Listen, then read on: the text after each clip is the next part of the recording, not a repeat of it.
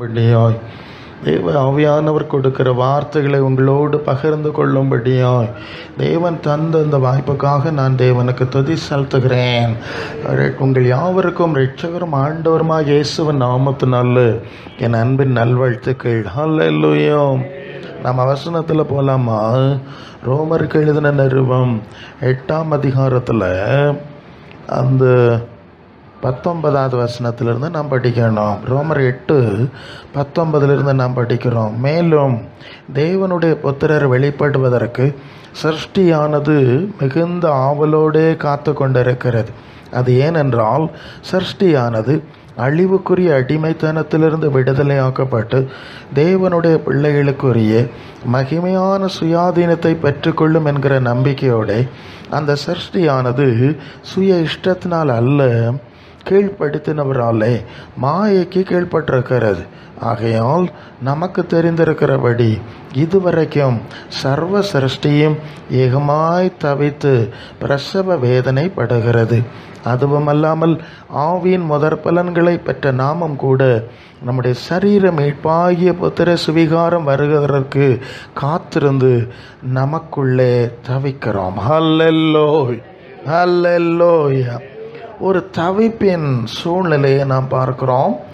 இந்த சரீரத்தில் இருக்கும்போது நாம் சந்திக்கிற தவிப்பின் சூழ்நிலை. இங்கே உங்கள் சபையில் விசுவாச பிள்ளைகள் இருக்கிற பலவீன சூழ்நிலை பாச சொன்னாங்க இல்லையா?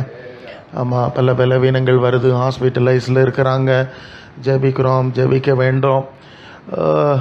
ஆண்டவருடைய சபையினுடைய ஒரு அடிப்படையான காரியம், பொதுவாக வியாதி பலவீனங்கள் வரும்போது மருத்துவமனைக்கு நாம் செல்லுகிறோம், தவறு என்று நாம் சொல்லவில்லை. என்றாலும் ஆண்டவருடைய கிருபை, அவருடைய அற்புத காரியத்தை அனுபவிப்பது சபையினுடைய ஒரு முக்கியமான அம்சமாக இருக்க வேண்டும். ஓகே, மருத்துவம் பார்க்க தப்புன்னு பைபிள் சொல்லலை, அது வேறு விஷயம். ஆனால் ஆண்டவருடைய கிருபையும் அற்புதத்தையும் அனுபவிக்கிறவர்கள் தான் ஆண்டவருடைய தேவ பிள்ளைகள் என்பதை நாம் அதிகம் மனசில் கொள்ள வேண்டும். ஆகவே நீங்கள் ஜெபிக்க வேண்டும். அந்த ஜெபத்தை குறித்து என் முன்னால் வர்ற ஒரு வார்த்தை, இப்போ எனக்கு ஒரு பிரச்சனை இருக்குன்னா, எனக்கு நான் ஜெபிக்கிறத விட, வேணாம் நான் ஊழியக்காரன் தான், எனக்கு நான் ஜெபிக்கிறத விட எனக்காக இன்னொருவர், அவர் விசுவாசியாக இருப்பார், நான் ஊழியக்காரன், அவர் விசுவாசியாக இருப்பார், அவர் ஜெபிக்கிற ஜெபம் அதிகமான சக்தி வாய்ந்தது. அல்ல, அதை இன்னொரு விதமாக சொன்னால், ஒருத்தருக்கு ஒருத்தர் ஜெபம் பண்ணுறீங்கல்ல, அது ரொம்ப சக்தி வாய்ந்த ஜெபம். பல வேளை வரம் பெற்றவர்கள், கிருபை பெற்றவர்கள், ஊழியக்காரர்கள் ஜெபிச்சாதான் ஏதோ விசேஷமாக நடக்கும்ங்கிறது மாதிரி ஒரு எண்ணம் இருக்குது. என்னை பொறுத்தவரை அதை நான் சரியாக நினைக்கல. ஊழியக்காரர்களுக்கு தேவை அதிகாரங்களை கொடுத்துருக்கிறது உண்மை தான், இல்லைன்னு சொல்லலை, ஊழியத்தை செய்வதற்கு அதிகாரம் கொடுத்துருக்கிறார். ஆனால் தேவ பிள்ளைகள் எல்லாருக்கும் ஒருத்தருக்கு ஒருத்தர் ஜெபிக்கும்படி அதன் மூலம் ஆண்டவர் அற்புதம் செய்கிறது. அந்த அன்பின் அடிப்படை. அல்ல, ஒருவர் பாரத்தை ஒருவர் சுமந்து ஒருவருக்கு ஒருவர் ஜெபம் பண்ணி அப்படிங்கிற அந்த பிரமாணம் இருக்கு இல்லையா, அது ரொம்ப சக்தி வாய்ந்தது என்பதை நீங்கள் அறிந்து கொள்ளுங்கள். ஆகவே நீங்கள் மருத்துவ சூழ்நிலை பார்த்தாலும் ஜெபம் அதிகமாக ஜெபியுங்கள், அதிகமாக ஜெபியுங்கள், பொறுப்பாக ஜெபியுங்கள். கர்த்தர் உங்கள் மத்தியில் அற்புதங்களை செய்வார். நல்லது. ஆனால் இப்போ இன்னொரு இஷ்யூவை நாம் பார்க்கணும். இயேசு லாசரு 4 நாள் கழித்து உயிரோடு எழுப்பினார்ல. ஆமாம், நாயின் ஒரு உதவையை போகிற வழியில், அடக்கத்துக்கு போகிற வழியில் எழுப்பி விட்டார். ஆனால் என்ன நடந்து தெரியுமா? இன்னொரு சூழ்நிலை வந்தபோது லாசரு மரித்து போனான், நாயின் ஒரு உதவிக்கு மகன் மரித்து போனான், அப்போஸ்தலர்களும் மரித்து போனார்கள். அப்போ ஆண்டவர் அற்புதம் செய்கிறார், அப்புறம் இன்னொரு ரீதியில் அது விடுபட்டு போயிடுது. இப்போ நாம் ஊழிய சூழ்நிலையில் எத்தனையோ நபர்கள் மரணம் கட்டு அல்லது மரணத்தை சந்தித்தார்கள் இல்லையா? அவர்களுக்கு ஜெபம் பண்ணி ஆண்டவர் அற்புதம் செய்து தான் கூட்டத்துக்கு வந்தாவ சபையை ஆக்கணும், விசுவாசி ஆக்கணும். பிறகு இன்னொரு கட்டம் வந்தது, இன்னொரு பலவீனம், வியாதி ஏதோ ஒன்று வந்தது. அப்போதும் அதே மாதிரி நாம் ஜெபம் பண்ணோம். ஆனால் கர்த்தர் நம்முடைய ஜெபத்துக்கு பதில் தரவில்லை, எடுத்துக்கொண்டார். அல்ல, நடக்குது இல்லையா? நம்ம எல்லாம் ரெண்டும் நடக்குது இல்லையா? ஸோ நான் ஊழியக்காரர்களுக்கு எங்களுக்கு ஒரு சூழ்நிலை உண்டு. ஒரு சந்தர்ப்பத்தில் ஜெபம் பண்ணி சுகத்தை ஆண்டவர்கிட்ட வாங்கி கொடுத்துருப்போம், இன்னொரு சந்தர்ப்பத்தில் அதே நபரை நாங்கள் தான் அடக்காராதனை பண்ணணும். அல்ல, இந்த ரெண்டுக்கும் இடையில் அப்போ ஒரு கேள்வி, அப்போ ஆண்டவர் அற்புதம் செய்கிறாரா? செய்கிறார். ஒரு கட்டத்தில் செய்கிறார், இன்னொரு கட்டத்தில் அவர் ஏன் செய்யவில்லை? ஒரு முக்கியமான கேள்வி இருக்கிறது. இதை நாம் விசுவாச பிள்ளைகள் மனசில் வைத்து கொள்ளுங்க. இது நீங்கள் கற்றுக்கொள்ள வேண்டும். நல்லது. இந்த சரீரத்தில் நாம் இருக்கும்போது நம்ம அதாவது 20ஆம் வசனத்தில் என்ன படித்தோம்னா, சிருஷ்டியானது அழிவுக்குரிய அடிமைத்தனத்திலே இருக்கிறது, அதிலிருந்து விடுதலை ஆக்கப்பட வேண்டும். இப்போ 21ஆம் வசனத்தில் சிருஷ்டியானது சுய இஷ்டத்தினால அல்ல, கீழ்ப்படுத்தினவராலே மாயைக்கு கீழ்பட்டிருக்கிறது. ஆண்டவருடைய பிள்ளைகளை தான் மனசிலாக்கணும். தேவன் மனிதனை படைத்தார், தம்முடைய சாயல்ல ரூபத்தில் படைத்தார், அவனுக்கு சாவாமல் இருந்தது. மனுஷன் எப்படி அதாவது தேவன் தன்னுடைய சாயலாகவும் ரூபத்தின்படியும் மனுஷனை சிருஷ்டித்தார் என்று சொல்லி ஆதியாகமம் 1:27 படிக்கிறோம் இல்லையா? அப்போ தேவனுடைய தன்மை, அவருடைய தன்மை லைக்னஸ், ஓகே, இமேஜ் அண்ட் லைக்னஸ்ன்னு இங்கிலீஷில். லைக்னஸ்னால் என்னென்னா அவரை போல அவருடைய தன்மைக்கு ஒப்பாய் படைத்தார் என்பது பொருள். அப்போ தேவன் எப்படி இருந்தார், எப்படி இருக்கிறாருங்கிற தன்மையை கொஞ்சம் பார்த்தா, நீங்கள் 1 தீமோத்தேயு 6:16 வசனத்தில் ஒருவராய் சாவாமல் உள்ளவர். எப்படி அவருக்கு சாவு கிடையாது. தெய்வத்துக்கு என்ன கிடையாது? சாவு கிடையாது. ரெண்டாவது, அவர் ஒளியை உடையாக அணிந்திருக்கிறார். அது சங்கீதம் 104:2 ஒளியை வஸ்திரமாக தரித்திருக்கிறார் என்று வசனத்தை படிக்கணும். அப்புறம் சங்கீதம் 16 நீங்கள் அந்த ஒளியை உடையாக அணிந்திருக்கிற தேவன் மனுஷனுக்கும் ஒளியை உடையாக கொடுத்தார். நீங்கள் சங்கீதம் 8:5 தானே அது படிக்கும்போது, மனுஷனை தேவதூரிலும் சற்று சிறியவனாக்கி, அதாவது மகிமையினாலும் கனத்தினாலும் அவனை முடிச்சுட்டு, சரிதானே? வசனம் சரிதானே? சரி. அப்போ தேவன் சாவாமல் உள்ளவராக இருந்தார், மனிதனை அப்படியே படைத்தார். ஓகே, அவர் ஒளியை உடைய அணிந்திருக்கிறார், அதே மாதிரி மனுஷனுக்கும் ஒளி உடைய கொடுத்தார். தேவன் சந்தோஷமாக இருக்கிறார். அது சங்கீதம் 16:11 நம்முடைய வலது வருஷத்தில் நித்திய பேரின்பமும் சமூகத்தில் சந்தோஷ பூர்ணதையும் உண்டு. சரி, அப்போ சந்தோஷம். இப்படிப்பட்ட நிலையில் தான் நாம் படைக்கப்பட்டிருந்தோம். முதலாவது ஆதாம் ஏவாள் படைக்கப்பட்டிருந்தோம். சரி, பிறகு அவர்கள் பிசாசுக்கு பின்னால் போயிட்டாவ, தேவ சித்தம் செய்யலை. உங்களுக்கு தெரியும் இல்லையா? சாபம் வந்துட்டு. அதுதான் ஆதியாகமம் 3:16 உள்ள வசனத்தில் அந்த பகுதியை நாம் படிக்கிறோம் இல்லையா? அப்போ இப்போ அது என்னது சொல்லுது? நீ பெருகும்போது வேதனையை பெருக பண்ணுவேன்னு சொல்ல, பிறகு பூமி உன்னிமித்தம் சபிக்கப்பட்டிருக்கோன்னு சொல்ல, உயிரோடு இருக்க நாளெல்லாம் வருத்தத்தோடைய பலன் பசிப்பாயின்னு சொல்ல, மண்ணில் இருந்து இருக்கப்பட்டாய் மண்ணுக்கு திரும்புவாயின்னு சொல்லிட்டார். சரிதானே? வசனம் சரிதானே? நீங்கள் இதை மற்றவங்க இதை கர்த்தர் சொன்னார், சபிச்சார் நம்புகிறாங்களோ இல்லையோ, வாழ்க்கையில் இதுதானே பார்த்துட்டு இருக்கிறோம். அப்போ இப்போ ஒரு சபிக்கப்பட்ட உலகத்தில் ஒரு சாப சரீரத்தில் வாழுகிறோம். இதில் சந்தேகம் இல்லையே, ஒன்றும் மாற்றம் இல்லையே. சரி, இந்த சாப சரீரத்தில் இருக்கிறதுனால இந்த சரீரம் அதான் மாயைக்கு கீழ்ப்படுத்தப்பட்டிருக்கிறது. அல்லேலூயா. அப்போ தேவ தன்மையில் இருந்தோம், அதை இழந்துட்டோம். ஒரு சாபத்துக்கு தேவன் நம்மை ஒப்பு கொடுத்துருக்கிறார். அதுதான் உண்மை. வசனம் அப்படி தான் சொல்லுது. மனுஷர் இந்த கடும் தொல்லையில் அடிபடும்படி தேவன் அதை நியமித்திருக்கிறாரோ என்று பிரசங்கி சொல்லுவான். சரி, இதுதான் உண்மை, மாற்றமில்லை. ஆனால் தேவன் பதிலாய் நமக்கு ஒரு ஏற்பாட்டை செஞ்சுருக்கிறார். அதை தான் நாம் இங்கே படிக்கிறோம்.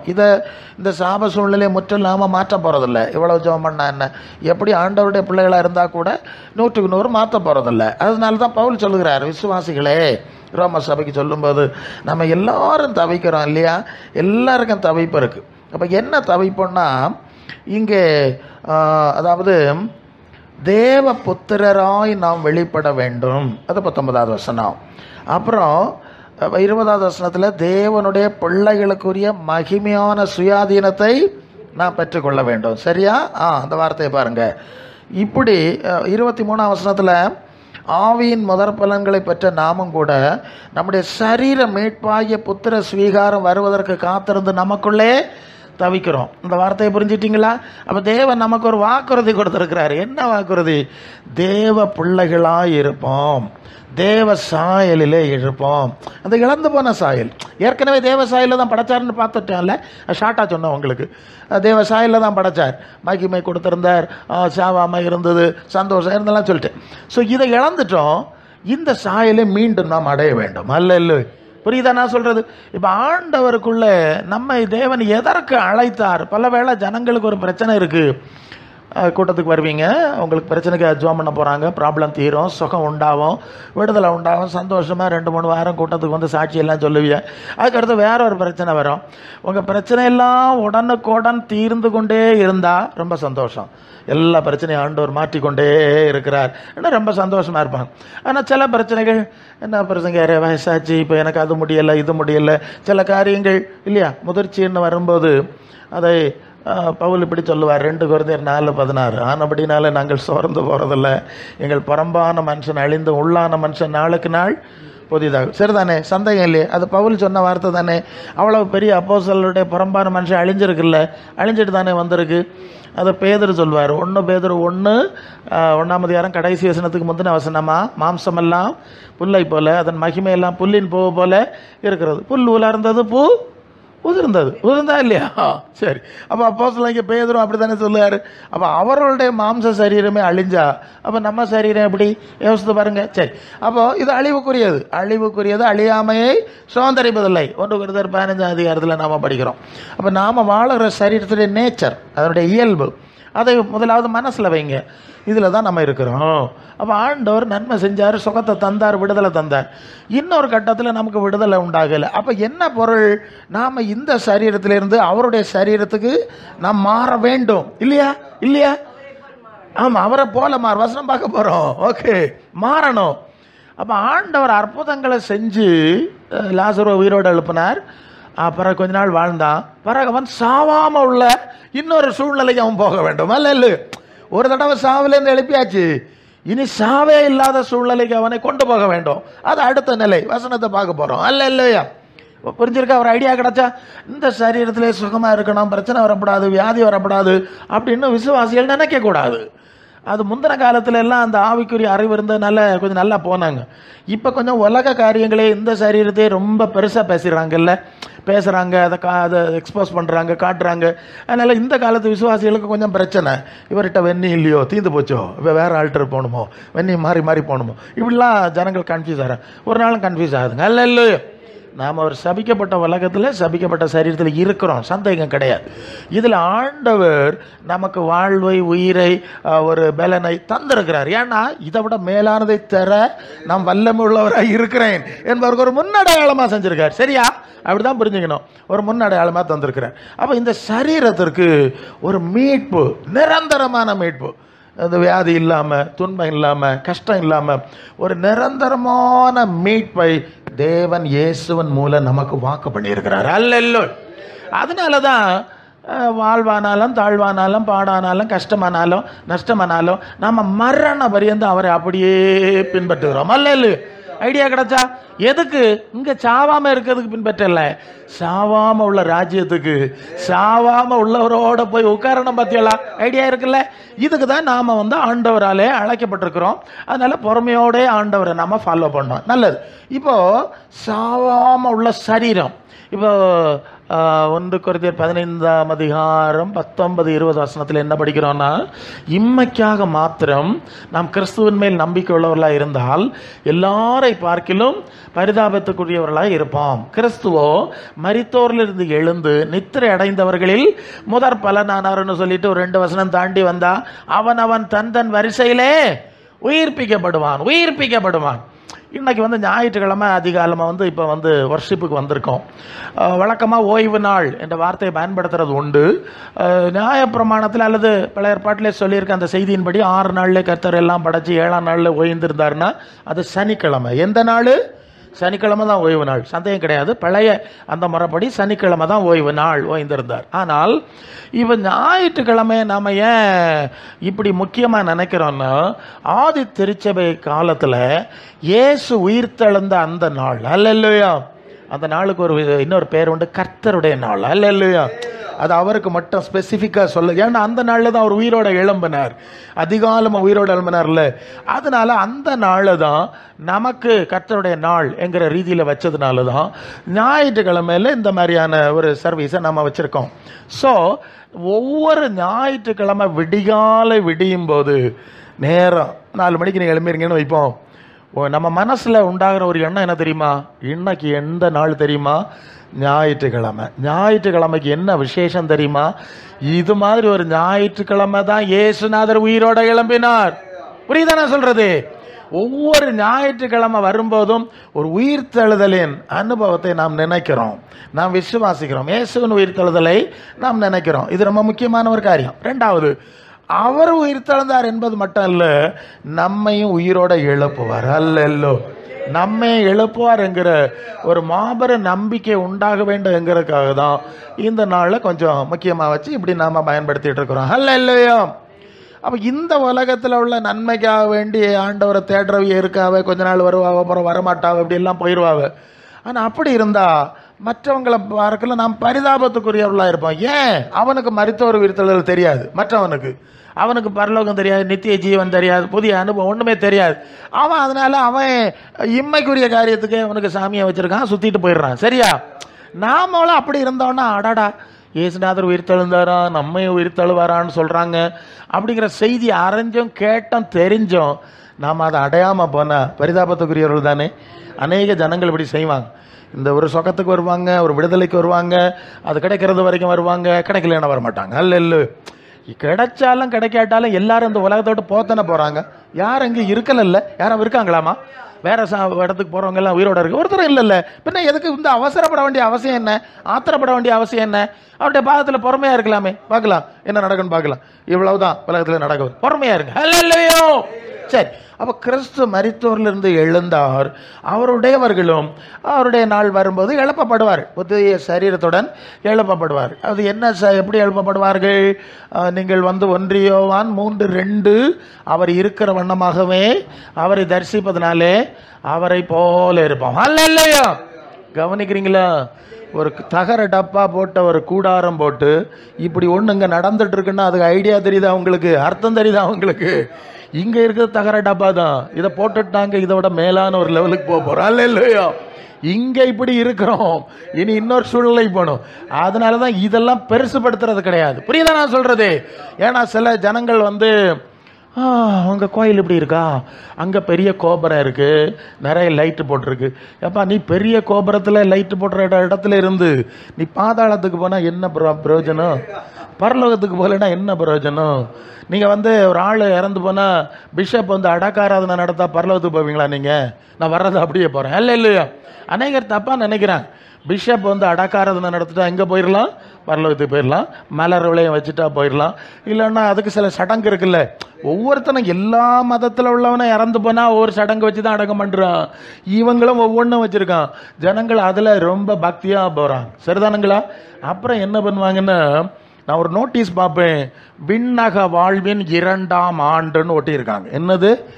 விண்ணக வாழ்வின் 2ஆம் ஆண்டு. உங்களுக்கு ஐடியா மனசிலாச்சா? இந்த ஆள் பரலோகத்துக்கு போயிருக்கு, அங்கேருந்து ஃபோன் பண்ணி சொல்லியிருக்கு, நான் 2 வருஷமாக பரலோகத்தில் இருக்கேன்.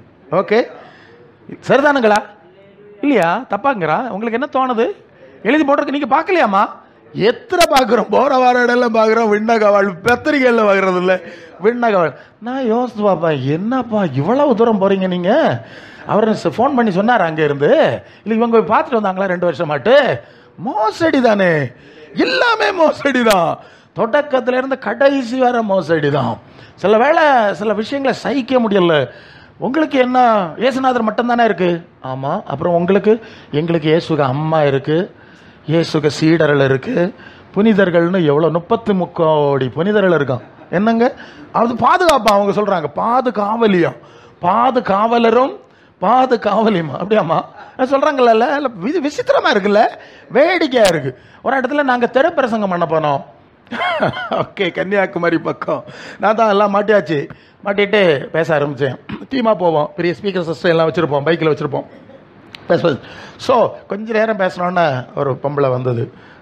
ஓடி வந்து நடத்துங்க, உங்களை யார் இங்கே வர சொன்னது? இந்த ஊரில் அனுமதி வாங்கினீங்களான்லாம் கொஞ்சம். அப்போ நான் சொன்னேன், நான் பரலோக அரசாங்கத்துக்கு அனுமதி வாங்கினேன், அந்த அனுமதியில் தான் இங்கே வந்தேன். அதெல்லாம் இல்லை, எங்களுக்கெல்லாம் இயேசுவை தெரியும், நீங்கள் இயேசுவை தெரியாத இடத்துல போய் பேசுங்க அப்படின்னா. நான் சொன்னேன், உங்களுக்கு இயேசுவை தெரியும்ன்றீங்க, அந்த இயேசுவை தான் நானும் பேசணும், அந்த குறித்து சந்தோஷப்பட்டிருக்கணுமே நீங்கள். ஓ, நம்முடைய இயேசுவை பேசுகிறாங்க, சந்தோஷப்பட்டிருக்கேன்ல. எத்தனை வாரம் இயேசு பேட்டி கேட்டுட்டு இருக்கிறீங்க, நீங்கள் போகிற சூழ்நிலையில் கேட்குறீங்க. இப்போ நான் பேசினோன்னு மட்டும் உங்களுக்கு என்ன ஆத்திரம் வந்துட்டு அப்படி இப்படின்றா. அந்த பொம்பளை ஒரு கட்டத்தில் நான் சில பதில் சொன்னால் பதில் சொல்ல முடியல. அது சொல்லுது, உங்களுக்கு இப்போ என்ன, உங்கள் கால்களில் நீங்கள் படித்த தூசியை உதறிட்டு போங்க. எப்படிங்க? வார்த்தை பாருங்க, அது எங்கே வர போதுன்னு பாருங்க. தூசியை வரைட்டு போங்க. நீங்கள் மட்டும் கிடையாது, இங்கே எத்தனை பேர் வந்தீங்க, எல்லாரும் உங்கள் தூசியை வரைட்டு போங்க. ஒரு ஸ்தானம் ஸ்தம்பிச்சு போனோம். என் பக்கத்தில் ஒரு பாஸ்டர் சொன்னார். அவர் சொன்னார், சரிதாம்மா, 2000 வருஷத்துக்கு முன்னே யூதர்லாம் இப்படி தான் சொன்னாங்க, இவனுடைய ரத்தப்படி எங்கள் மேலே எங்கள் பிள்ளைகள் மேலும் இருக்கட்டும்னாங்க. இன்னும் தீரலை, இன்னும் அறுத்து தீரல ஏன்னா அவர் போட்டார். ஸோ அப்படின்னு அது சொல்லிட்டு மரியே வாழ்க அப்படின்னு டபார்னு சத்தம் போட்டோன்னா இன்னொரு பிரதர் நின்னார். அவர் சொன்னார் இயேசுவே வாழ்க அப்படின்னு. அவர் எனக்கு மனசில் தோணுச்சு, 2 பக்கம் 2 பேர். ஒரு ஆள் செத்து போனவர் வாழ்கன்னு சொல்லுது, இன்னொரு உயிரோடு இருக்கிறவர் வாழ்கன்னு சொல்லுது. என்னத்தை சூழ்நிலை இயேசு நாமத்தை சொல்றவங்க எவ்வளவு குருட்டாட்டத்தில் இருக்காங்கன்னு பாத்துருங்க. தாங்க சொல்றது என்னன்னு தெரியல அப்படி இருக்கு. ஸோ இப்படி நிறைய பாதுகாவலர்கள் பாதுகாவலிகள் எல்லாம் வச்சிருக்காங்களா இல்லை, அவங்களுக்கு ஒரு சேஃப்டியா நிறைய பேர் வச்சிருக்கோம் நாங்கள் சேஃப்டி. ஸோ நான் பிரசங்கம் சில இடத்துல ப்ராப்ளம் வரும், இன்னொரு இடத்துல ப்ராப்ளம் இருக்காது, நாங்கள் அங்கே பேசுவோம். ஓகே, அதெல்லாம் நடக்கிறது தான், அதெல்லாம் மைண்ட் பண்ணுறது கிடையாது. அப்போ நான் சொல்வேன், அது யோவான் 2ஆம் அதிகாரம் 5ஆம் வசனத்தில் வருது. இயேசுநாதர்கிட்ட அந்த மரியா சொல்கிறாங்க, அவங்களுக்கு என்ன இல்லை, திராட்சை ரசம் இல்லைன்னு சொல்கிறாங்க. அப்போ ஏசு சொல்கிறார் என் வேலை இன்னும் வரவில்லைன்னு சொல்கிறார். அப்புறம் அந்த அம்மா சொல்கிறாங்க அந்த வேலைக்காரில் பார்த்து, அவர் உங்களுக்கு என்ன சொல்லுகிறாரோ அதெல்லாம் என்னங்க சொல்லுங்க, அவர் உங்களுக்கு என்ன சொல்கிறாரோ காரியம் நடக்கும், என்ன சுற்றி வராதுங்க சொன்னாங்களா? வசனம் இருக்குல்ல. ஏன்னா அவங்களுக்கு நல்லா தெரியும், 12 வயசுலேயே தேவாலயத்தில் நின்ன போது ஒரு சம்பவம் உண்டுல்ல, இவங்க தேடி விட்டுட்டு போயிட்டாங்க, அப்புறம் தேடி வந்தாங்க. வரும்போது அம்மா கேட்குறாங்க, மகனே நீ ஏன் எங்களுக்கு இப்படி செய்தாய், நானும் உன் தகப்பனும் எவ்வளவு கவலைப்பட்டு உன்னை தேடணுமேன்னு சொல்கிறாங்கல்ல. அப்போ இயேசுநாதர் கேட்டார், நீங்கள் என்னத்துக்கு என்ன தேடினிய, நான் என் பிதாவுக்கு அடுத்த காரியங்களில் இருக்கணும்னு உங்களுக்கு கூட தெரியாதா? என்ன அப்பா அம்மானெலாம் பேசிகிட்டு இருக்கிறீங்க நீங்கள்? அந்த சம்மனஸா என்னது வானதூதரா? ஓகே, நான் அவங்க பைபிள் வச்சு தான் அங்கே பேசுவேன். வானதூதர் சொன்னார்ல, பரிசுத்த ஆவி உன்னதமானவருடைய பலம் உன்மேல் நிழலிடும். ஆமாம், உன்னிடத்தில் பறக்கிறது பரிசுத்தமுள்ள மகன்னு சொன்னார்ல. அப்போ நான் எப்படி நீ அம்மா நான் அப்பன்னு சொல்லிட்டு நிற்கிறேன், நீ அதானே அர்த்தம் ஆகுது மறைமுகமா? நீங்கள் எதுக்கு தேடுனீங்க? ஓ அப்படியா விஷயம், அவங்களுக்கு மனசிலாயிடுச்சு. அதனால அவங்களுக்கு இந்த பையனை பற்றி நல்லா தெரியும், இயேசுவை பற்றி. நடக்காது, அவருக்கு வேலை, அவருக்கு சித்தம், தெய்வ சித்தம் தான் செய்வார். அதனால் நீங்கள் அவர் சொல்கிற மாதிரி செய்யுங்க. சொல்லியிருக்கான், எல்லாம் வசனம் தானே, உங்களுக்கு காரியம் நடக்கும். அப்போ நான் இப்படி தான் சொல்லுவேன், அன்னை மரியாள் அவர்கள் அருமையாய் நமக்கு வழிகாட்டி இருக்கிறாங்க. இயேசு என்ன சொல்கிறாரோ அப்படி செஞ்சிடுங்க. அவர் காட்டுன மாதிரியில் நடந்தால் உங்கள் காரியம் நடக்கும். ஏன்னா எப்பா உங்கள் பாவங்களை சுமந்து சீக்கிறதுக்கு நான் சிலுவையில் தொங்கலப்பா, இயேசுநாதர் தான் தொங்கினார்.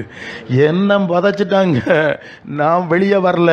அவன் கத்தோலிக்க திருவிவிலியத்திலும் இல்லை, இயேசு தான் உயிர் தெழுந்தாருன்னு அவங்களே கொண்டாடிட்டு இருக்கிறாங்க. இல்லையோ, அவர் பிதாவாகிய தேவனுடைய வலது பார்சத்தில் இருக்கிறாருன்னு சொல்லுது.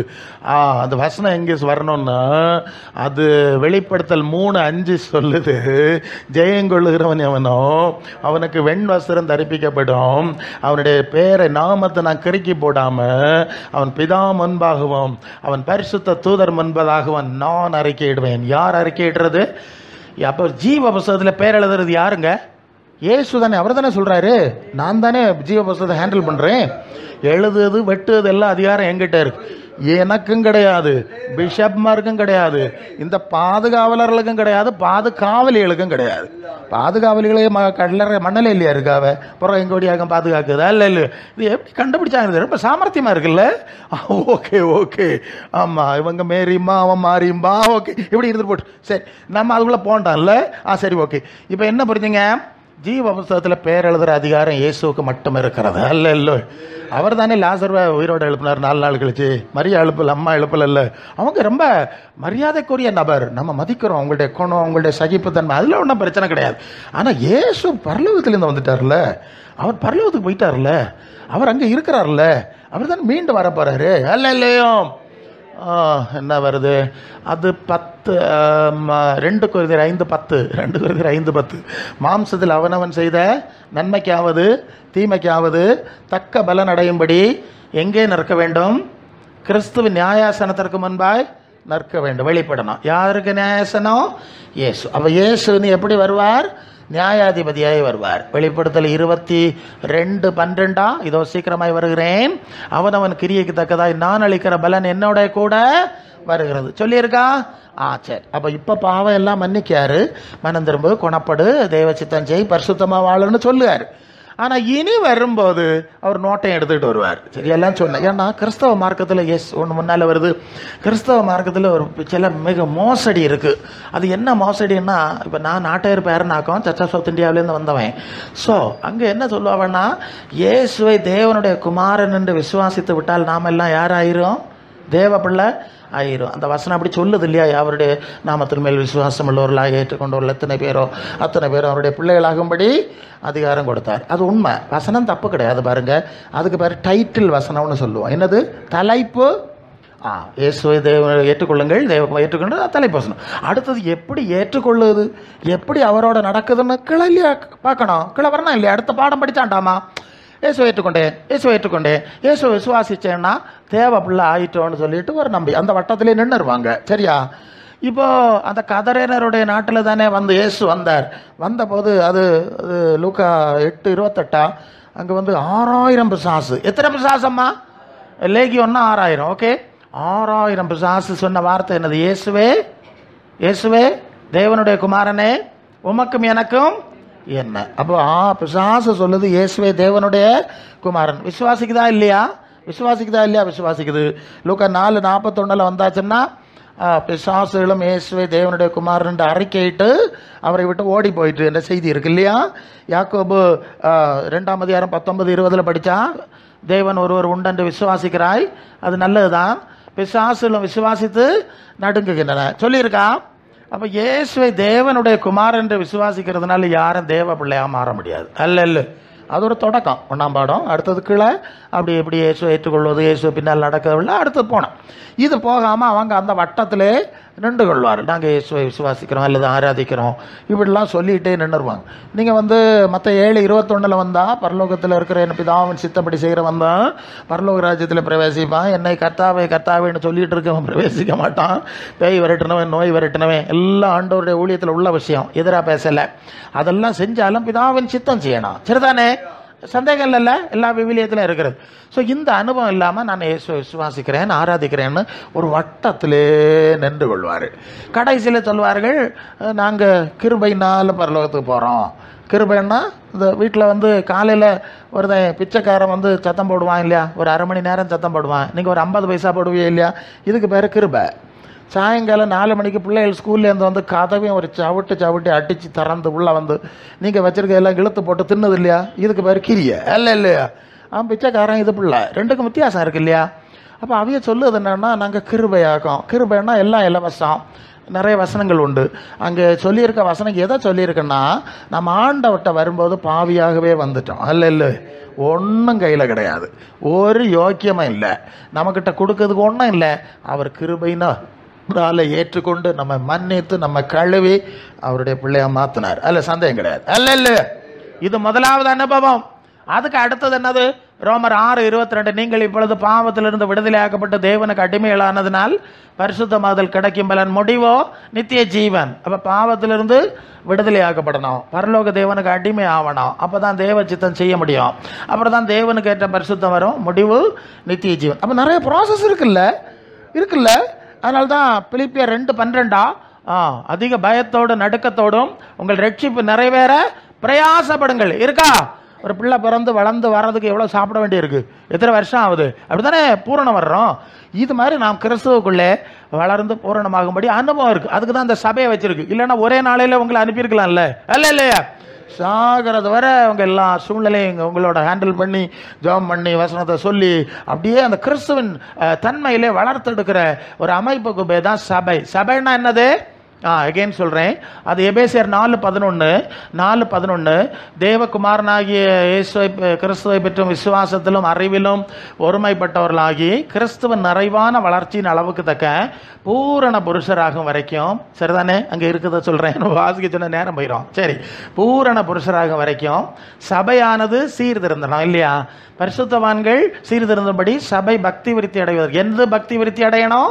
சபை பக்தி விருத்தி அடைவதற்கும் சிலரை அப்போஸ்தலராய், தீர்க்கதரிசிகளாய், மேய்ப்பர்களாய், போதகர்களாய், சுவிசேஷகர்களாய் ஏற்படுத்தினார். நாம் இனி குழந்தைகளாயிராமல் மனுஷருடைய சூதும் வஞ்சிக்கிறதுக்கு எதுவான பலவித காற்றுகளினாலே வண்டிங்காரம் எடுத்துக்கிட்டு ஓடிடி சுற்றிக்கிட்டே நடக்காம இருக்க இடத்துல இருந்து அன்புடனே சத்தியத்தை கை கொண்டு, சத்தியத்தை கையில் தந்திருக்காருல, கை கொண்டு தலையாய கிறிஸ்துவுக்குள் எல்லாவற்றிலும் வளர்கிறவர்களாக இருக்கும்படி சபையை வைத்தார். அல்ல கவனிங்க, சபை நீங்கள் பைபிளில் பார்த்தா இதுதான் இருக்கும், வேற ஒன்றும் இருக்காது. நீங்கள் வேணும்னா அது 1 கொரிந்தியர் 12:28 தேவனானவர் சபையிலே முதலாவது அப்போஸ்தலர், 2வது தீர்க்கதரிசிகளை, 3வது போதகர்களை, அற்புதங்களை, சுகமளிக்கும் வரங்களை, அந்நிய பாஷைகள் எல்லாம் ஏற்படுத்தினார். எல்லாம் அங்கே இருக்குது, பட்டியல் இருக்குது. எங்கே இருக்கணும்? சபையில். புரியுதா நான் சொல்கிறது? ஏன் இதை சொல்கிறேன்னா, இந்த நாட்களில் சபைக்கு பதில் கோபுரங்கள், வீடுகள், கூடாரங்கள்லாம் புதுசாக சில காரியம் முளைச்சிட்டு இருக்குல்ல, பார்க்குறீங்கல்ல? கோபுரங்கள், ஜப கோபுரங்கள், கூடாரங்கள், தேவனுக்கு வீடுகள்லாம் முளைச்சிட்டு இருக்குது. அது கொஞ்சம் சிக்கலான விஷயம். அது நான் சொல்லி ஆகணும், இது எனக்கு ரெஸ்பான்சிபிலிட்டி அல்ல இல்லையா? சபைக்குள்ளதாங்க அற்புதம், அதிசயம், தீர்க்க தரிசனம், வெளிப்பாடு எல்லாம் இருக்கணும். ஒரு வீட்டில் பிள்ளைய பத்து அதுக்கு சாப்பாடு கொடுக்கணும், சட்டை போடணும், பள்ளிக்கு அனுப்பணும், வாத்தியார் பாடம் எடுக்கணும். இப்படியெல்லாம் எடுத்தானே நம்ம வளர்றோம். இந்த ஸ்ட்ரக்சர் தான் சபையை வச்சுருக்கு. அதனால தானே நாங்களும் வந்தோம். அல்ல இல்லையோ? இந்த சபை ஸ்ட்ரக்சரில் தான் நீங்கள் இருக்கணும். எல்லா அதிகாரங்களும் வல்லமையும் சபையில் தான் இருக்குது. அல்ல இல்லையா? அதுக்கு வெளியே கிடையாது. சிலருக்கு சில விஷயத்தில் சில காரியங்களை ஆண்டவர் சின்ன வரத்தை கொடுத்துட்டா இவங்க சபையோடு தான் இருந்து செய்யணும். அதுதான் முறை. அல்லைன்னா ஒரு சபையை உண்டாக்கணும். அல்ல இல்லையா? சபை ஸ்ட்ரக்சரை உண்டாக்கணும். ஒவ்வொருத்தரும் செய்யும். அதை செய்யாமல் வேற அற்புதம், வேற அதிசயம், வேற ஏதோ. ஏன்னா ஓகே, இப்போ ஒரு சபையை நடத்தினா அவ்வளோ ப்ராக்டிக்கல் இஷ்யூ என்ன தெரியுமா? நீங்கள் இப்படி வர்றீங்க, நல்லா இருந்தாலும் வருவீங்க, சுகவீனமாக இருந்தால் வருவீங்க, பிரச்சனை இருந்தாலும் வருவீங்க. நாங்கள் திருப்பி திருப்பி உங்கள் ஃபேஸை பார்க்கணும், நீங்கள் சொல்கிறத கேட்கணும், உங்களுக்கு ஜெபம் பண்ணணும், உங்களுக்கு ஆண்டவர் என்ன வார்த்தை சொல்கிறாருன்னு அவருக்கு பாதில் விழுந்து கிடக்கணும். இதெல்லாம் நாங்கள் செய்யணுமா வேண்டாமா? 6 மாதத்துக்கு இருக்கா, 3 மாதத்துக்கு இருக்கா, என்னைக்கா ஒரு நாள் போயிட்டு வர இடத்துக்கு இதெல்லாம் நடக்காதுல்ல. ஏதோ ஒன்று சொல்கிறத கேட்டு நீங்கள் வந்துட்டே இருக்கணும். அது அந்த வசனம் சொல்கிறதில்ல, எபிரேயர்கள் நிருபத்தில் ஆத்துமாக்களுக்கு உத்தரவாதம் பண்ணுகிறவர்களாய் விழித்திருக்கிறவர்களானபடினாலே நீங்கள் என்ன செய்யுங்க? கீழ்ப்படிந்து அடங்குங்கள். அல்லேலூயா. அது எபிரேயர்கள் நிருபத்தில் 13:17 அந்த வசனத்தை படிங்க. ஒரு வசனத்தையும் படிச்சிருங்க பார்ப்போம். உங்களை நடத்துகிறவர்கள் ஆத்துமாக்களுக்காக உத்தரவாதம் பண்ணுகிறவர்களாய் விழித்திருக்கிறவர்கள் ஆனபடினாலே அவர்கள் துக்கத்தோட அல்ல சந்தோஷத்தோட செய்யும்படி கீழ்ப்படிந்து அடங்குங்கள். அவர்கள் துக்கத்தோடு அப்படி செய்தால் அது உங்களுக்கு பிரயோஜனமாக இருக்க மாட்டாது. சரிதானே? ஆத்துமாக்களுக்கு உத்தரவாதம் பண்ணுற இடத்துக்கு பேர் தான் சபைன்னு பேர். இப்போ புரியுதா? நம்ம பிள்ளைன்னா அது நம்ம பிள்ளைங்க. அதுக்கு ஒரு காய்ச்சல் வந்தால் நமக்கு தூக்கம் வராது, அதுக்கு ஒரு ப்ராப்ளம் வந்தால் உடனே ஏன்னா நம்ம பிள்ளை. அடுத்த வீட்டு பிள்ளைன்னா அடுத்த அந்த பையன் அவன் தானே, ஏதோ ஒரு சின்ன ஹெல்ப்பை பண்ணுவாங்க, விட்டுடுவாங்க. ஆனால் சொந்த பிள்ளைன்னா முடியாதுல்ல, பெரிய பிரச்சனை. தான் சாப்பிட முடியாது, தூங்க முடியாது. இதுதான் சபை. ஆத்துமாக்களுக்கு உத்தரவாதம் பண்ணுறது. கேரண்டினா என்னது? ஒரு ஃபேன் வாங்கினோன்னா அவன் 6 மாதம் கேரண்டின்னு கொடுத்தான்னு வைங்க. ஒரு 2 மாதத்தில் அதை கடை குடுக்குடுன்னு நடித்தா என்ன பண்ணுவீங்க?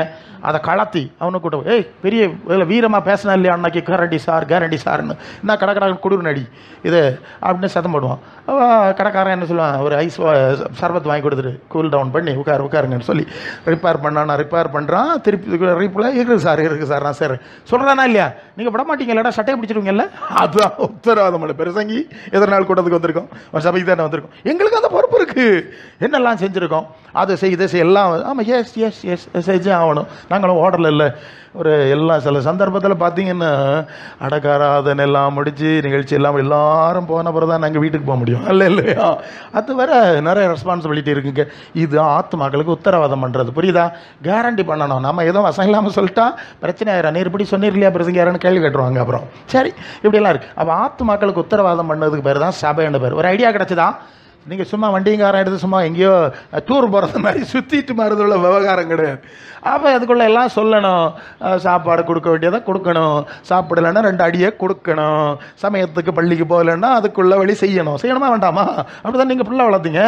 எனக்கும் பேர பிள்ளை இருக்குது, 10 வயசில் பேர பிள்ளை இருக்குது. எங்களுக்கும் தெரியும் என்ன இப்படி தான் சபையை நடத்தணும். அப்போ என்னது? கிறிஸ்துவின் நிறைவான வளர்ச்சி, இயேசு கிறிஸ்துவின் சாயலை, தன்மையை உங்களுக்குள்ளே உருவாக்குவதுதான் சபையினுடைய வேலை. அல்ல ஒரு அற்புதத்தை மட்டும் தந்துக்கிட்டு காண ஓடி போகிறது இல்லைங்க. கிறிஸ்துவின் தன்மை, கிறிஸ்துவின் சாயல் நமக்குள்ளே அதுதான் பிலிப்பியர் 2:5 சொல்லுது, கிறிஸ்து இயேசுவின் சிந்தையே உங்களிலும் இருக்க கடவுது. அப்போ அந்த சிந்தை எங்கே தானே உருவாக்க முடியும்? இந்த ரோட்டுக்கு அந்த பக்கம் நீங்கள் பார்க்க முடியாது, அது வேற சிந்தை. பார்க்குறீங்கல்ல, உலகத்தில் நிறைய சிந்தையெல்லாம் சுற்றி அடிக்குதுல்ல, டிவியிலோடி எல்லாம் வீட்டுக்குள்ளே வருதுல்ல. கிறிஸ்துவின் சிந்தை வரணும்னா சபையில் மட்டும்தான் வர முடியும், அல்ல இல்லையா? ஆனால் அது சரீரமாகிய சபை, கிறிஸ்துவின் சரீரமாகிய சபைன்னு சொல்லியிருக்கு. தம்முடைய இரத்தத்தை அதுக்கு சிந்தி அதை அவர் மீட்டு கொண்டாருன்னு சொல்லியிருக்கு. அவருடைய ஆவியினாலே அவர் மறுரூபப்படுத்தி கொண்டிருக்கிறார், அல்ல இல்லையா? அப்போ கிறிஸ்துவுக்கு ஏற்ற சிந்தை தன்மை வரணும், அவருக்குள்ளே இருந்த குணம் வரணும், அவருக்குள்ளே இருந்த தாழ்மை வரணும். நான் சாந்தமாக மனத்தாழ்மையுமா இருக்கிறேன்னு சொன்னார் இல்லையா? அந்த தாழ்மை நமக்கு வராண்டாமா? அல்ல இல்லையோ? சிலுவையின் மரண பரியந்தம் தாழ்த்தினார் இருக்கு இல்லையா? அந்த தாழ்மை நமக்கு வராண்டாமா? அப்புறம் யோவான் 17, 14, 16 வசனங்களில் நான் உலகத்தான் அல்லாதது போல என் பிள்ளைகளும் உலகத்தார் அல்லன்னு சொன்னார் இல்லையா? அப்போ நம்மளும் அப்படி தானே இருக்கணும். அவர்கிட்ட போனோன்னா அப்படி தான் உலகத்தாருன்னு சொன்னால், இப்போ நீங்கள் மத்தேயு 6:20-21 உங்கள் பொக்கிஷம் எங்கே இருக்கிறதோ அங்கே உங்கள் இருதயம். சரி, அப்போ இந்த உலகத்திலே மனசை வச்சா பரலோகத்துக்கு போக முடியுமா? நீங்கள் சொல்லுங்கள். சாவு தர, அதான் நான் நேரமாக சொன்னேன், சாவு தர இப்படி அங்கேயும் சுற்றிக்கிட்டு மனசு அம்படம் பூலோகத்திலே வச்சிருது. அப்புறம் செத்த பிறகு பாதிரிமார் ஒரு அடக்காரதனை நடத்தி அங்கெல்லாம் போட்டு இல்லையா, அங்கெல்லாம் போட்டு அடக்காரதனை நடத்தின போகலாம் இல்லையா? தங்கம்மா என்னெல்லாமல் இருக்குது, பல கலரில் இருக்குது, எல்லாம் போட்டு படம் எல்லாம் காட்டி அப்புறம் விண்ணகத்துக்கு போயிட்டாருன்னு ஒரு கள்ள சர்டிஃபிகேட்டையும் கொடுத்துக்கிட்டு போயிடணும், அல்ல இல்லையா? ஆமாம், கள்ள சர்டிஃபிகேட் தானே அது. அவர் எங்கே போனாருன்னு யாரு கண்டது? போய் தான் பார்க்கணும். சரி, இப்படியே படத்தில் நம்ம போகக்கூடாது பாருங்க. உலகத்தில் இருக்க வேலை நமக்கு பரலோக சிந்தை வராண்டாமா? சொல்லுங்க, அல்ல இல்லையா? உங்களுக்கு வந்ததா? பரலோக சிந்தை வந்திருக்கா? ஆண்டவர்கிட்ட போகணுமா? அவர் இருக்கிறதாமா பெரிய பிரச்சனை தான் அது. யோவான் 14:2-3 ஆண்டவர் சொல்கிறார், என் பிதாவின் வீட்டில் அநேக வாசலாம் இருக்குது, இல்லைன்னா தான் நேரத்தை சொல்லி தொலைத்திருப்பேனே. ஒரு ஸ்தலத்தை உங்களுக்கு ஆயத்தம் பண்ண போகிறேன், கவனிக்கிறீங்களா? ஆண்டவர் ஒரு இடம் நமக்கு ஆயத்தம் பண்ண போறார். அந்த இடத்தை ஆயத்தம் பண்ணிட்டு நான் இருக்கிற இடத்துல நீங்களும் இருக்கும்படி மறுபடியும் உங்களை என்னிடத்துல சேர்த்துக்கணும். உங்களுக்கு ஆசை இருக்கா? ஏசப்பா வருவேன்னு சொல்லியிருக்காரு, அங்கே போனோம். அதுக்கு தான் கொஞ்சம் வரியமாக ரெடி ஆகிறோம் பிரசங்காரு. எப்போ போகலான்னு இருக்கும், அந்த ராஜ்யத்துக்கு போகணும். அந்த ஆசையில் தான் இல்லையா? பரலோகந்தான் என் பேச்சு, பரிசுத்தந்தான் என் மூச்சு. பாட்டாவது பாடுவீங்களான்னு எனக்கு தெரியல, ஒர்க் மேட்சையா பாடியிருக்காரு. அப்படி தானே நடக்க. நம்ம நல்லா யோசித்துக்கிடணும். பிறகு ஆண்டவர் விட்டுட்டு போயிட்டாரு, கைவிட்டுட்டு போயிட்டாரு, அப்படிலாம் கதையெல்லாம் பேசப்படும், பிறகு சண்டை போடக்கூடாது, அல்ல இல்லையா? இப்பவுமே நமக்கு கொஞ்சம் பொறுப்பு வேண்டாமா பாருங்க. அப்போ மனசுல பரலோகத்தில் வச்சனம், இங்கே உள்ள லட்சணம் நம்ம என்ன பார்த்துட்டு இருக்கோம் இல்லையா? மலர் வளையம் அடிக்கடி சொல்லுதான், மலர் வளையம் வண்டிட்டு வருவாங்க எல்லாரும். சபையிலேயும் தான் அன்பியத்தில் இருந்தோம், நாங்கள் பார்க்க தானே செய்யும். பேரம் எழுதியிருக்கு, இந்த அன்பியத்தை சார்ந்த மலர் வளையம்னு பேரம் எழுதி கொண்டு வச்சுட்டு போவாங்க. ஆண்டவர் சொன்னார், மரண பரியந்தம் உண்மையாயிரு, ஜீவ கிரீடத்தை உனக்கு தருவேன் சொல்லியிருக்குல்ல, வாஸ்தவம் இல்லையாம்மா? ஜீவ கிரீடம் வேணா அவருக்கு பின்னால் போங்க, மலர் வளையம் வேணா இங்கே போங்க. ஓகே, அது உங்களுக்கு எது வசதியாது, நாங்கள் என்ன பண்ண முடியும்? சொல்ல தானே முடியும்.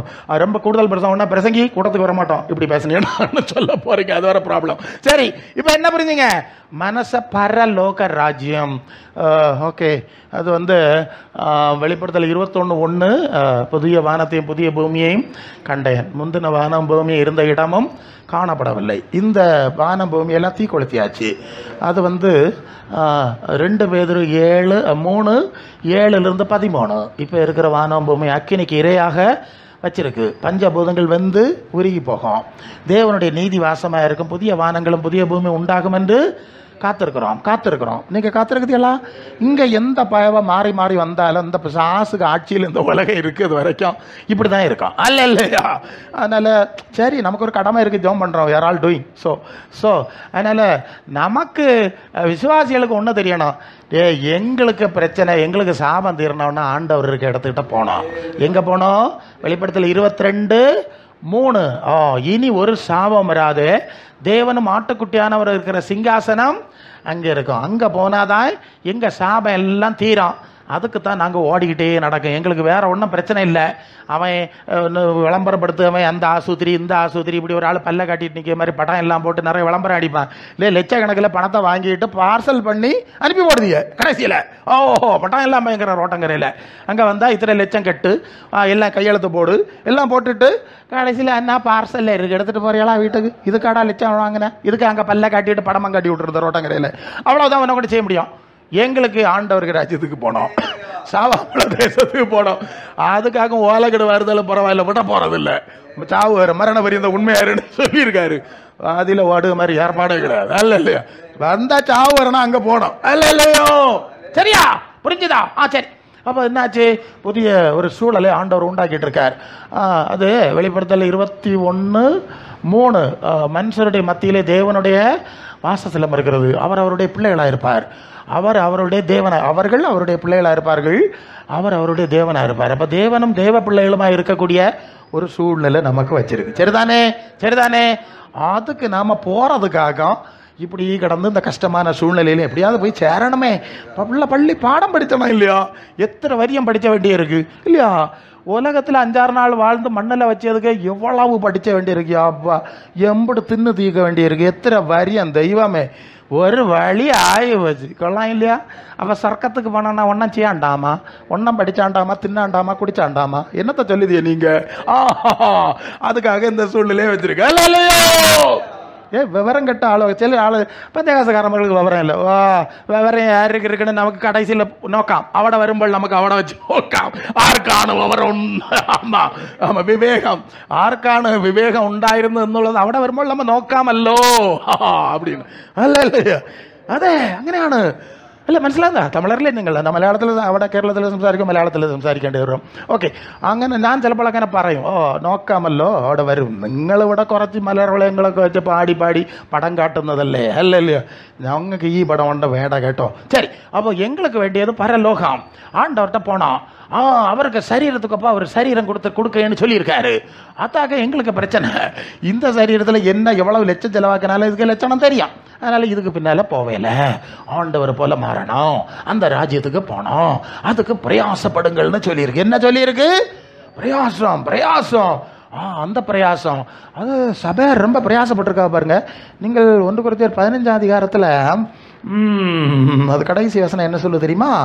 நீங்கள் 1 கொரிந்தியர் 15 கடைசி தானே, நீங்கள் கர்த்தருக்குள் படுகிற பிரயாசம் வீண். 58 ஆகையால் எனக்கு பிரியமான சகோதர சகோதரிகளே, நீங்கள் கர்த்தருக்குள் நீங்கள் படுகிற பிரயாசம் விருதாவாயிராதது என்று அறிந்து நீங்கள் உறுதிப்பட்டவர்களாய் அசையாதவர்களாய் கர்த்தருடைய கிரியையில் எப்பொழுதும் பெருகிறவர்களாக இருக்கணுமா? அல்ல இல்லையா?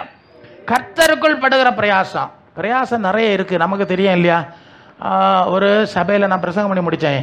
ஒரு தாத்தா முன்னால் வந்தார், வந்து கையை குலுக்கினார். ரொம்ப வருஷத்துக்கு முன்னே, கொள்ளாம்பளே கொள்ளாம்பளே பிரசங்கம் கொள்ளாம்பளே, நீங்கள் எல்லாம் சின்ன வயசுலேயே வந்துட்டி, நாங்கள் எல்லாம் ரொம்ப லேட் ஆகிட்டோம்.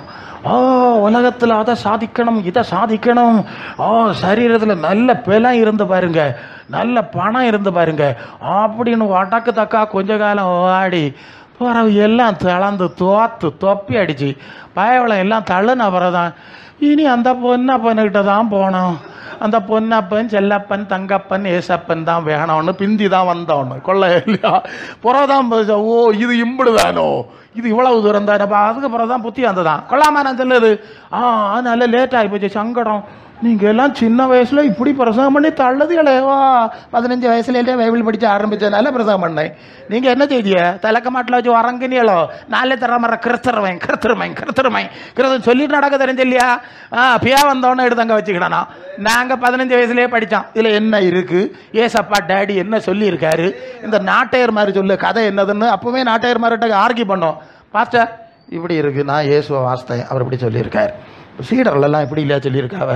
நம்ம கோயிலில் நடக்கிறதெல்லாம் கொஞ்சம் வேற மாதிரி இல்லையா இருக்குது. நான் கொஞ்சம் ஓவர் அப்பவுமே அதிக பிரசங்க ஆகும். கோயிலுக்கு போகிறதில்ல, நாட்டையரை அடிச்சுக்கு தாரார் பண்ணுறான்மா. நான் எனக்கு பார்த்துட்டேன் கொள்ளாமே. நாங்கள் எல்லாம் கர்த்தரை ஆராதிக்க வந்திருக்கோம். இப்போ இதில் உங்கள் விளையாட்டுக்கானுக்கா வந்தோம். கூட்டம் முடிஞ்ச பிறகு நீங்கள் இருந்து பேசுங்க. இப்போ எல்லோரும் எங்கள் குடும்பக்கார மாதிரி தான். எங்கள் பட்டனார் நாட்டையர் எல்லாம் இன்னொன்று தான், செக்ரட்டரியும் டீக்க மாதிரி எல்லாரும். நீ கூட்டம் நடத்தப்படாது பெரிய தாரார், நான் சின்ன பையன் முன்ன பார்த்துட்டே இருந்தேன், கொள்ளாமே கதை. அப்போ இது உங்களுக்கு விளையாட்டோ? எனக்கு கோயிலுக்கு போனவங்களுக்கு இஷ்டமே இல்லாத போச்சு. இவனுக்கு தான் நேராக போக்கு, கடவுளை எங்கே ஓடி இருக்காரு, யாரு கண்டாது, இப்படி எல்லாம் நடந்து புறவாக்கம். இல்லை நீ அப்படி நினைக்கப்படாது, தேடிப்பாரு தென்படுவார். இப்படி தேடின புறவாக்கம் பைபிள் எடுத்து படிக்க வேண்டியாரு. அது வர பைபிளை கொண்டு போனோம், கோயிலுக்கு கொண்டு போனோம், அது வேற விஷயம். புறவாக்கம் அந்த பாவை என்னத்தை சொல்லுவேன், இங்கே என்ன இருக்குன்னு பார்த்தா சங்கதி 8:16 இருக்கு. அப்படி வச்சுட்டு கோயில். அப்போ எங்கள் அம்மா சொல்லுவாங்க, இந்த பையன் கோயிலுக்கு வர மாட்டான், நீங்கள் இவன்கிட்ட கொஞ்சம் பேசணும்னு பையன் நாட்டை கிண்டி விட்டுருது. இவர் வீட்டுக்கு விசிட் வருவார்ல, ஹவுஸ் விசிட் வருவார்ல, அவர் இதை வச்சுட்டு தம்பி எப்படி இருக்கீங்க, வாங்க, உங்களை சர்ச்சை காணவே இல்லையே அப்படின்னு கூப்பிடுவார். நான் பக்கத்தில் உட்காந்து பேசுவேன், பாஸ்டர் நீர் வாரதுக்கு முன்னே இருந்து நாட்டையருக்கு இப்படியாக நடத்தினானுவேன், அது உமக்கு தெரியாது போட்டு நீர் வந்தாச்சு. இப்போ நான் பைபிளை படித்தேன், இங்கே இப்படி இருக்குது, நம்ம இங்கே போகிறது வித்தியாசமாக இல்லையா இருக்குது பாஸ்டர். ஓப்பனாக கேட்டது இல்லை. அவர் சொல்லார், நீங்கள் சொல்லுறது உண்மைதான், யார் இந்த பைபிளை படித்தாலும் இப்படி தான் தோணுது. அவைய பைபிளில் இருக்கிறது வேற, நம்ம செய்யறது வேற, இப்படி தான் எல்லாருக்கும் தோணுது. அது இயல்பான ஒன்று. அவர் ஃப்ராங்காக சொல்லிட்டார், இது இயல்பான ஒன்று. அதுக்கு விளக்கம் சொல்கிறார் என்னென்னா, இந்த ஒரு பைபிளை தான் எல்லாரும் வச்சுருக்காங்க. Catholics, CSI, Pentecostal, Salvation Army and other Lutheran நிறைய இருக்குல்ல, எல்லாருக்கும் ஒரே பைபிள் தான். அந்த மொழி புதிய மொழி அவ்வளோதான், ஓகே. ஆனால் எல்லாரும் அவருடைய பாரம்பரியங்களை பின்பற்றுகிறார்கள். நல்லா கவனிக்கணும், எல்லாருக்கும் ஒரு பைபிள், ஆளுக்கு ஒரு பாரம்பரியமா. நாம் CS church of South India சபையினுடைய பாரம்பரியங்களை பின்பற்றுகிறோம். ஃப்ராங்காக உள்ளதான் ஆசிட்டிஸ் சொன்னார், ஒன்றும் பிரச்சனை இல்லை. அப்போ நான் கேட்டேன், அப்படியா பாஸ்டர், அப்போது ஏசுநாதர் இருக்க இடத்துக்கு போனோம்னா இதில் எந்த பாரம்பரியத்தில் ஓடி போனோம்? ஒரு கேள்வி இருக்கு இல்லையா? எல்லாம் சொல்லியாச்சு, ஒரே பைபிளை வச்சுட்டு 8:16 தான் இருக்கணும்னு நீங்கள் சொல்லியாச்சு. அப்போ ஏசுநாதர் இருக்க இடத்துக்கு போனோம்னா எந்த பாரம்பரியத்திலோடு போனோம்? அல்லது இயேசுவும் அவருடைய சீடர்கள் சொன்ன பாரம்பரியம் எழுதி தந்தியல்ல, நீங்கள் தானே இந்த பைபிளை அடித்து தந்திய, இது எங்கே இருக்குது? அவர் கொஞ்சம் கன்ஃபியூஸ் ஆகிட்டார். நான் சொன்னார், ஓகே, நீங்கள் என்ன கற்று நிச்சயிக்கிறீங்களோ அதில் நடக்க உங்களுக்கு தேவன் அனுமதி தந்திருக்கிறார், உரிமை தந்திருக்கு, நீங்கள் தாராளம் செய்யலான்னு ஜெபம் பண்ணிட்டு போயிட்டார். அல்ல இல்லையா?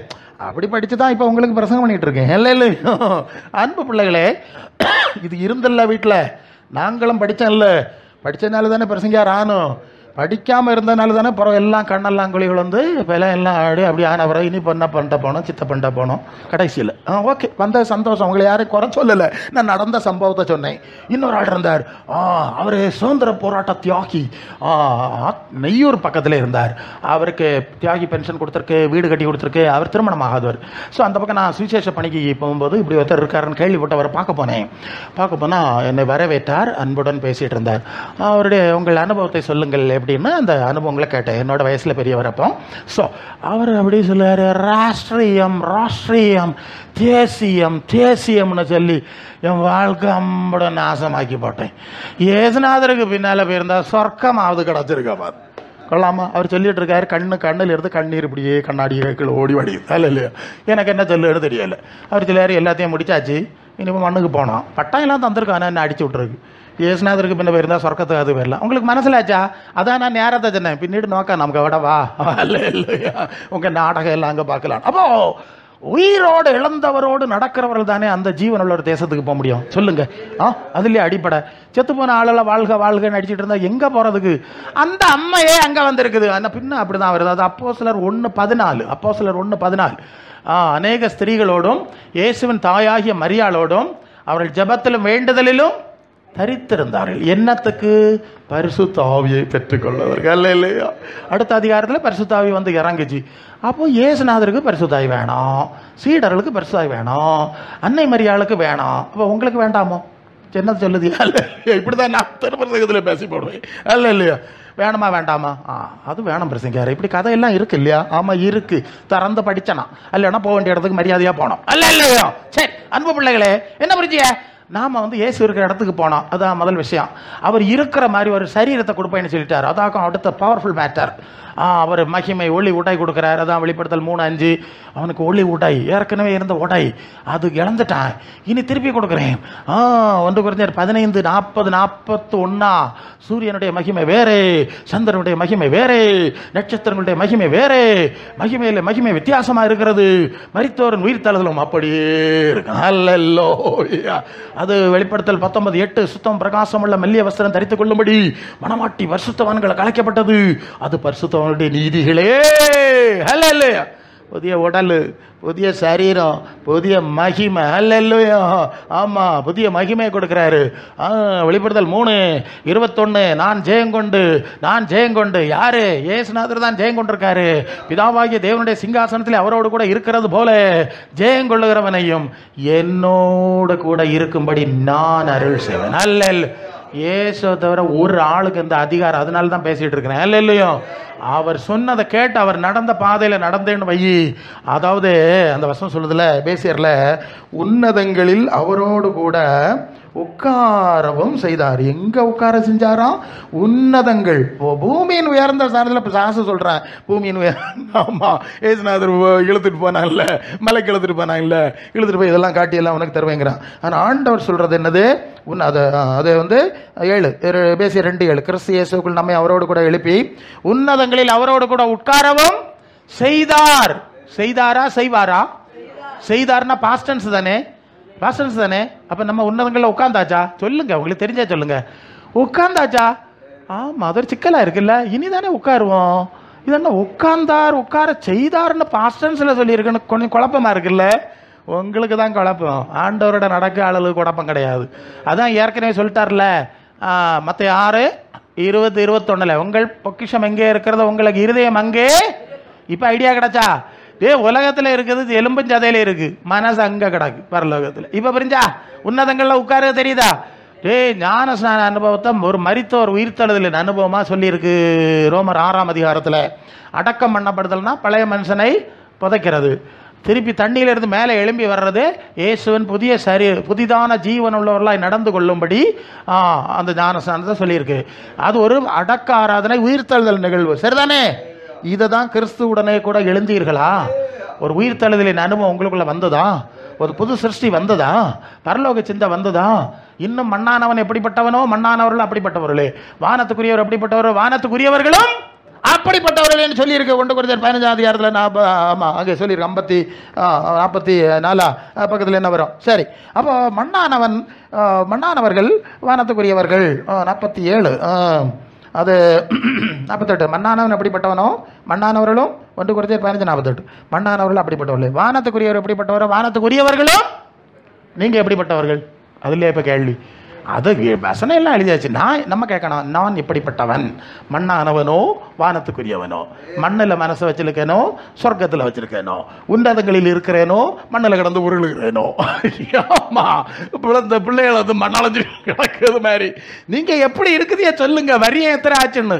அது பாஸ்டர், நான் மூத்த விசுவாசி. 25ல் 250 வரியம் வந்தாலும் உங்க மனசுல ஒரு மறுரூபம் வரையலன்னா என்னங்க அர்த்தம் சொல்லுங்க.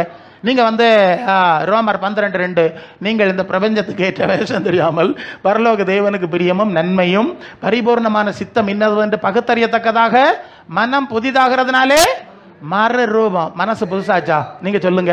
25-30 வரியம் எல்லாம் இருக்கட்டு, மனசு புதுசாச்சா? பரலோக தேவனுக்கு ஏற்ற காரியத்தை சிந்திக்கக்கூடிய ஒரு அறிவும் பக்குவமும் பிரயாசமும் வந்திருக்கான்னு நீங்க பார்க்கணும். 30 வரியாமா 3ஆம் கிளாஸ்லயே இருந்துகிட்டு நான் வருகைக்கு போவேன் எங்கோடி போறது? 3ஆம் கிளாஸ்ல இருக்கு 30 வரியும். சபைகளுக்கு உங்களை சொல்ல வாரத சொல்றேங்க. பிள்ளை வளரணும். உனக்கு ஒரு பிள்ளை பிறந்தனா இத்தனை மாதம் ஆச்சுன்னா இவ்வளோ வெயிட் வைக்கணும்னு சொல்கிறாங்க. கொண்டு வெயிட் போடுங்க. ஓகே, சமயம் முடியுது.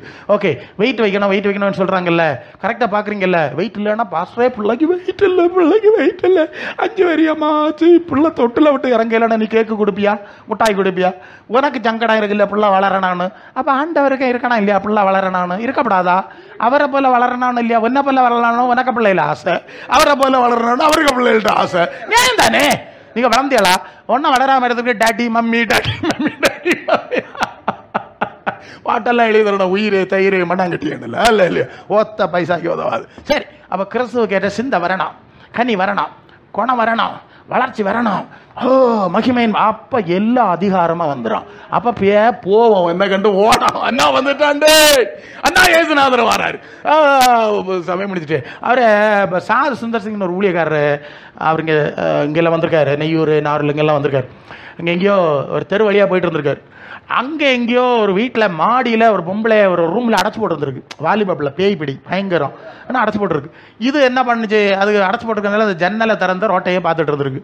இவர் ரோட்டில் ஆட்டோட இங்க எடுத்து அங்கேயிருந்து பார்த்து சொல்லிட்டு அண்ணா ஏசு போறாருன்னா அவளுக்குள்ள இருக்க பேபிட் பார்த்துக்க, இவர் ரோட்டோடி போறாரு, அவர் அங்கே இருக்கு. அப்ப நமக்குள்ள கிறிஸ்து இருந்தால் போனல்ல, நோய் போனா இல்ல. ஏசுநாதர் சொன்னார்ல, என்ன விசுவாசிக்கிறவன் என்ன விட பெருசு செய்வான்ல சொன்னாரா இல்லையா? ஏன் நடக்க மாட்டேங்குது? நமக்குள்ளதான் கிறிஸ்துவன் சிந்தை வர மாட்டேங்குது, கிறிஸ்துவன் தன்மை வர மாட்டேங்குது. கிறிஸ்துவன் ஆவி இல்லாம இருக்கிறோம். கிறிஸ்துவன் ஆவி இல்லாதவன் அவருடையவன் அல்ல. இதுக்கு தான் சபை வச்சிருக்குங்க. அது ஒரு வல்லமையான அனுபவம் அல்ல இல்லையோ? மரித்தாரும் பிழைப்பான், மரியாமலும் இருப்பான். இதெல்லாம் நமக்கு வேணும். பிரசங்கியார நீர் சொல்றது கேட்டா ஏதோ மாதிரி இருக்கு, இதெல்லாம் போனோமோ பின்ன போகாண்டாமா, கையில வச்சிருக்கு இல்லையா புத்தகம். சரி, கர்த்தர் உங்களுக்கு உதவி செய்யணும். என்ன புரிஞ்சிய? இந்த சரீரத்தில் தவிக்கிறோம். எப்படியாவது அந்த இயேசுன்னு சார் அவர் வசனத்தை நான் முடிச்சிடலாம். அது பிலிப்பியரில் இந்த வசனம் முன்னால் வருது, வசனம் வேகமாக வந்துடும்.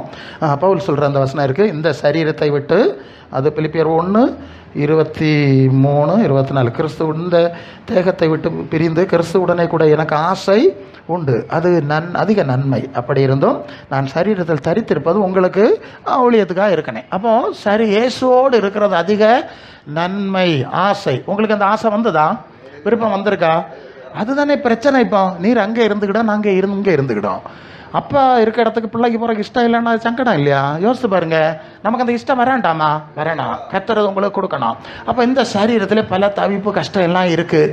இந்த தவிப்பே நினச்சிக்கிட்டு இருக்காம இந்த சோக்கடை எப்போ தீரம் பிரசங்கியாரு, சுகரை எப்போ குறையும் பிரசங்கியாரு, இப்படி சொல்லப்படாது. ஒரு மகிமையான சரீரத்தை ஆண்டவர் எங்களுக்கு ஆயத்தம் பண்ணிட்டு இருக்கார். உள்ளான மனசில் அது நடந்து கொண்டு இருக்கிறது. பரவாயில்ல, இது சாரம் இல்லை. ஒரு பாட்டு பாடுங்களே, கஷ்டங்கள் சாரம் இல்லை, நோக்கு சாரம் இல்லை. சரி இருக்கட்டு, கர்த்தர் கிருபை தர்ற அளவுக்கு இருப்போம், ஆண்டவர் சித்தம் செய்வோம், அவர்கிட்ட போவோம். நம்ம கவலை எல்லாம் அந்த சரீரத்துக்கு போனோம் அல்ல, அந்த ராஜ்யத்துக்கு போனோம், அந்த மகிமைக்கு போனோம், அந்த நித்தியத்துக்கு போனோம். அதுக்கு நான் என்ன செய்யணும் சொல்லுங்க? நான் என்ன செய்ய சித்தமா இருக்கிறேன்னு பவுல் கேட்டு ஒரு பெரிய ஊழியக்காரனா மாறிட்டான். இப்படிதான் நம்ம ஆண்டவர்கிட்ட ஓடணும், ஆண்டவரோட ஓடணும், சபையா ஓடணும். ஓகே, உங்களுக்கு புரியுதுல்ல? வேற சிந்தைகளுக்கு இடம் கொடுக்காத. நிறைய காத்தடிக்கும், புயல் அடிக்கும், கடலை கதையெல்லாம் நிறைய வரும். அசையாத அழைத்தவரோடு அமர்ந்துரு, அழைத்தவரோடு நடந்து கொண்டிரு. ஏனோக்கு தேவனோடு சஞ்சரிச்சா அவனை எடுத்துட்டு போனார், நீ ஆண்டவரோட சஞ்சரிச்சுட்டு இருந்தா உன்னை எடுத்துட்டு போவார். அல்லோ, அசையாது. அது ஓலக்கடுவா ஓட்ட அதெல்லாம் பிரச்சனை இல்லைங்க, ஒரு செகண்ட்ல எல்லாமே மாறிடும். அல்ல இல்லையா? கண்ணை மூடின காட்சி மாறிடும். நம்ம இன்னொரு மகிமையான சூழ்நிலைக்கு போறோம். இங்கே ஆண்டவர் அற்பமாய் அநேகரால் எண்ணப்பட்டார். அவர் உயிர்த்தெழுந்து பிதாவாகிய தேவனுடைய வலது பாசத்திலே வீட்டிருக்கிறார். நம்மையும் அங்கே சேர்க்க வரப்போகிறார். அன்பு பிள்ளைகளே, இந்த வார்த்தைகளாலே கர்த்தர் உங்களை ஆசீர்வதிப்பாராக. ஆமென்.